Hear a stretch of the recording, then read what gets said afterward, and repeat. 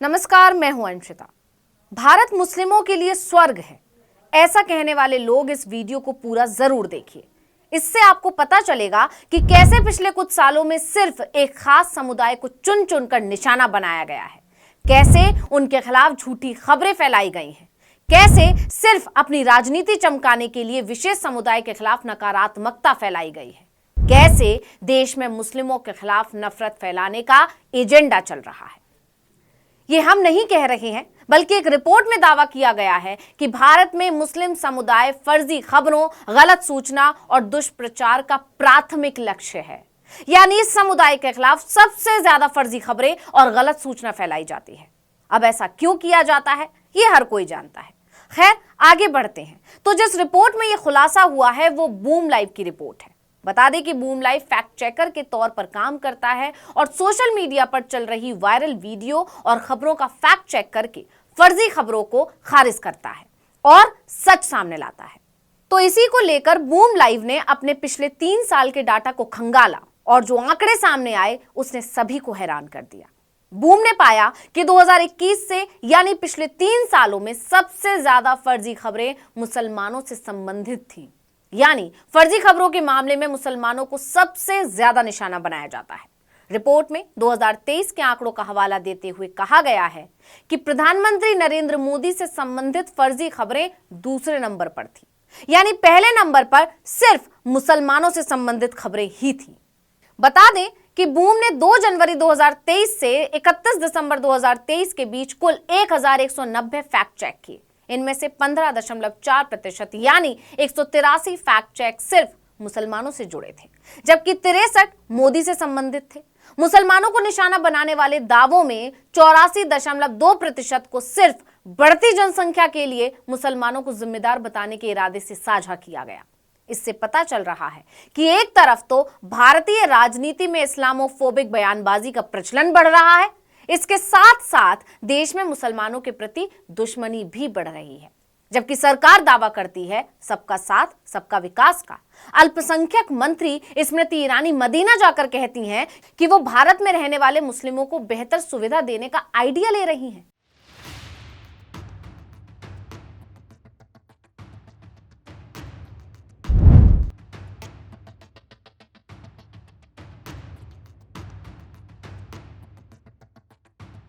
यही नहीं, मोदी उर्स के मौके पर चादर भी भेजते हैं।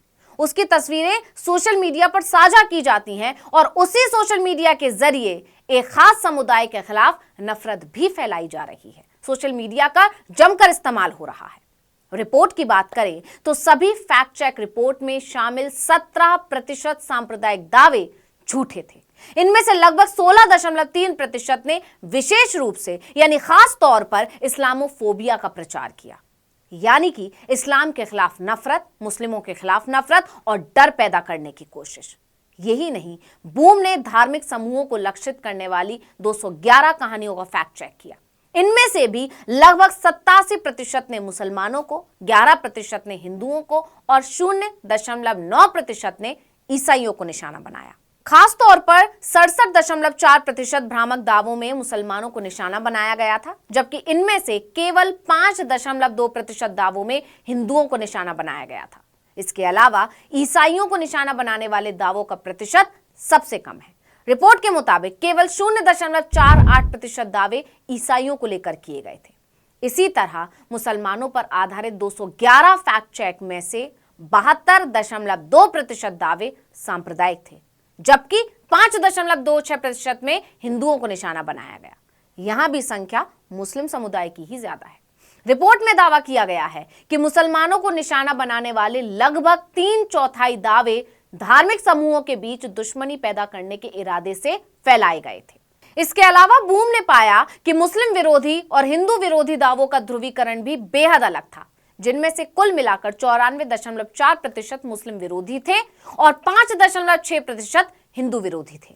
बूम ने 2023 में गलत दुष्प्रचार के शीर्ष विषयों का मासिक विश्लेषण किया, जिससे पता चला कि इस्लामोफोबिक दावे पूरे साल लगातार फैलाए गए, जो जनवरी, फरवरी, जुलाई और दिसंबर में चरम पर पहुंच गए। यानी इन महीनों में सबसे ज्यादा इस तरह के दावे किए गए थे। फैक्ट चेकिंग रिपोर्ट पोर्टल की रिपोर्ट में और भी कई दावे किए गए हैं। लेकिन मुस्लिम समुदाय को लेकर फैलाए जा रहे झूठ या उन्हें निशाना बनाने के लिए फैलाई जा रही खबरों के आंकड़ों ने सबसे ज्यादा हैरान किया है। पिछले कुछ सालों में मुस्लिम समुदाय के साथ बदसलूकी की खबरों में सिर्फ इजाफा हुआ है। विशेष समुदाय को चुन चुनकर निशाना बनाया जा रहा है। इस समुदाय के खिलाफ नफरत का एजेंडा चलाया जा रहा है। इसमें सबसे बड़ी भूमिका निभा रहा है सोशल मीडिया।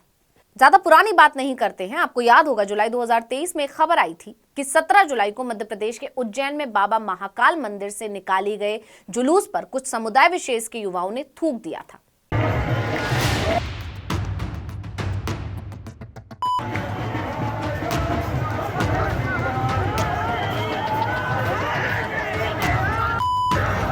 इसके बाद पुलिस ने तीनों आरोपियों को हिरासत में ले लिया। यही नहीं, इसके ठीक 2 दिन बाद यानी 19 जुलाई 2023 को अशरफ हुसैन के घर को ढोल नगाड़े के साथ गिरा दिया गया था।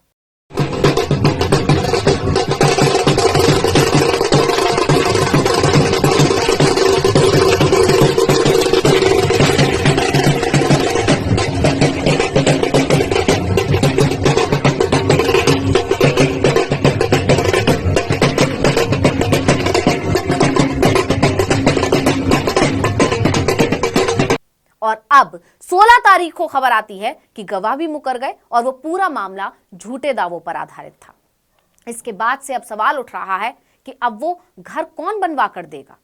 ऐसे तमाम मामले सामने आते रहते हैं। ये है सोशल मीडिया का हाल, जिसे एक खास समुदाय के खिलाफ हथियार के तौर पर खुलेआम इस्तेमाल किया जा रहा है। यही दावा fact checking portal boom live की रिपोर्ट में भी किया गया है, जिससे देश में मुस्लिमों पर बढ़ रहे अत्याचार और उनके खिलाफ चलाए जा रहे एजेंडे का बड़ा खुलासा हुआ है।